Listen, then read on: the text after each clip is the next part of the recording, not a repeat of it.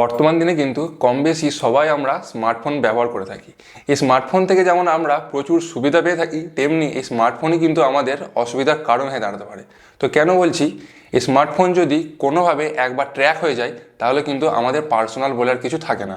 আমাদের মোবাইলের ডাটা, যে কোনো পার্সোনাল ফটো, ভিডিও বা আমাদের লোকেশন, সেটা কিন্তু অন্য এক ব্যক্তির কাছে চলে যায়। তো আজকের ভিডিওয় আমি আপনাদেরকে বলবো আপনারা কীভাবে বুঝবেন যে আপনার মোবাইলটিও ট্র্যাক হয়েছে কি না, এবং যদি আপনার মোবাইলটিও ট্র্যাক হয়ে থাকে তাহলে কি করবেন। তো তার জন্য কিন্তু ভিডিওটা প্রথম থেকে শেষ পর্যন্ত খুব মন দিয়ে দেখতে হবে। তো ভিডিওটা শুরু করার আগে আমার একটা ছোট্ট রিকোয়েস্ট, চ্যানেলে যারা নতুন আসছেন তারা কিন্তু চ্যানেলটিকে সাবস্ক্রাইব করবেন এবং পাশে থাকা বেল আইকনটিকে অবশ্যই প্রেস করবেন, যাতে আমি পরবর্তী ভিডিও আপলোড করলে তার নোটিফিকেশান সবার প্রথমে আপনার কাছেই যায়। তো চলুন বেশি না কথা বাড়িয়ে শুরু করা যাক আজকের মূল ভিডিও।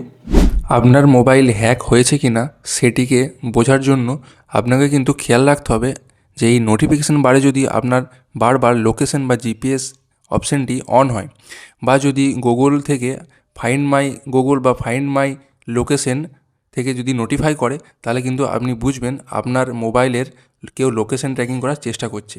সেক্ষেত্রে কিন্তু আপনি আপনার এই নোটিফিকেশান যে প্যানেল বার আছে সেটিকে নামিয়ে এখানে যে লোকেশনের অপশান আছে এটিকে কিন্তু আপনি বন্ধ রাখবেন।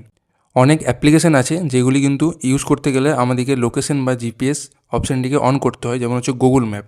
তো আপনি যখন সেই অ্যাপ্লিকেশানটি ইউজ করবেন ততক্ষণই কিন্তু এই জিপিএস অপশানটিকে অন রাখবেন। ওই অ্যাপ্লিকেশানের কাজ শেষ হয়ে গেলেই কিন্তু আপনি তৎক্ষণাৎ ওই জিপিএস বা লোকেশন অফ রাখবেন। বা যদি আপনি এটাও বুঝতে পারেন যে আপনার মোবাইলে কেউ লোকেশন ট্র্যাক করে নিয়েছে, সেক্ষেত্রে কিন্তু আপনি যতটা তাড়াতাড়ি পারবেন আপনার গুগল এবং ইমেলের যে পাসওয়ার্ড আছে সেটিকে চেঞ্জ করে নেবেন। দ্বিতীয় বিষয়টি হচ্ছে কল ট্র্যাকিং। আপনার যদি মনে হয় যে আপনার মোবাইল থেকে কল ট্র্যাকিং হচ্ছে বা আপনার এসএমএস ফরওয়ার্ড হচ্ছে, তাহলে আপনি ডায়ালার অপশান আসবেন এবং এইখানে টাইপ করবেন *61# এবং এখান থেকে কল দেবেন। দেখুন এখানে আমাকে দেখাচ্ছে ভয়েস নট ফরওয়ার্ডেড। তো যদি এখানে আমার ভয়েসটা ফরওয়ার্ড লেখা থাকতো তাহলে কিন্তু আমাকে বুঝে নিতে হবে যে আমার কল বা এসএমএস কিন্তু এখান থেকে ট্র্যাক হচ্ছে। তা সত্ত্বেও যদি আপনার মনে হয় যে আপনার মোবাইল থেকে কল ফরওয়ার্ড হচ্ছে, তাহলে কিন্তু আপনি এখানে ডায়াল করবেন #61# এবং এখান থেকে কল দিয়ে দেবেন।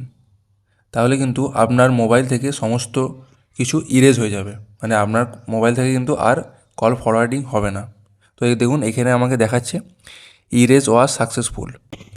তৃতীয় যে বিষয়টি খেয়াল রাখতে হবে সেটি হচ্ছে স্পাই অ্যাপ্লিকেশন। আপনার মোবাইলে যদি কোনো স্পাই অ্যাপ্লিকেশন ডাউনলোড করা থাকে বা ইনস্টল করা থাকে, তাহলে কিন্তু আপনার মোবাইলের সমস্ত কিছু অন্য কেউ শুনতে পাবে। আপনার কল রেকর্ডিং অন্য কেউ শুনতে পাবে, বা আপনি কোথায় যাচ্ছেন বা কী করছেন, ইভেন আপনি আপনার মোবাইলের স্ক্রিনে কী করছেন সেগুলিও কিন্তু অন্য কেউ দেখতে পাবে। তো তার জন্য আপনি কি করবেন, তার জন্য আপনি প্লে স্টোর অ্যাপ্লিকেশনটি ওপেন করবেন এবং এখানে ডান দিকে যে আইকনটি আছে এখানে ক্লিক করবেন। দেন এইখানে নিচের দিকে দেখুন প্লে প্রোটেক্টের যে অপশানটি আছে এখানে ক্লিক করে দেবেন এবং এই ডান দিকে যে সেটিংসের অপশান আছে এখানে ক্লিক করবেন।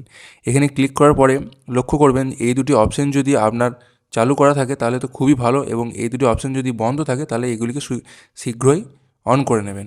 এবং এইখানে এসে এই স্ক্যানের যে অপশানটি আছে এখানে স্ক্যান করবেন। তাহলে যদি আপনার মোবাইলে কোনো হার্মফুল অ্যাপ্লিকেশান থাকে তাহলে কিন্তু সেটি এখানে প্লে স্টোর স্ক্যান করে দেবে, তাহলে কিন্তু আপনি এখান থেকে ওইটিকে আনইনস্টল করতে পারবেন।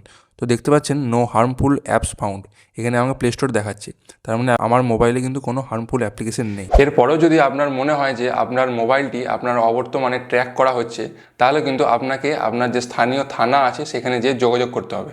তো মূলত এই ছিল আজকের ভিডিও। আমরা যারা অ্যান্ড্রয়েড বা স্মার্টফোন ইউজ করে থাকি তাদেরকে কিন্তু সতর্ক হতে হবে, এবং তার জন্য কিন্তু এই কটা বিষয়ের উপর আমাদেরকে গুরুত্ব দিতে হবে।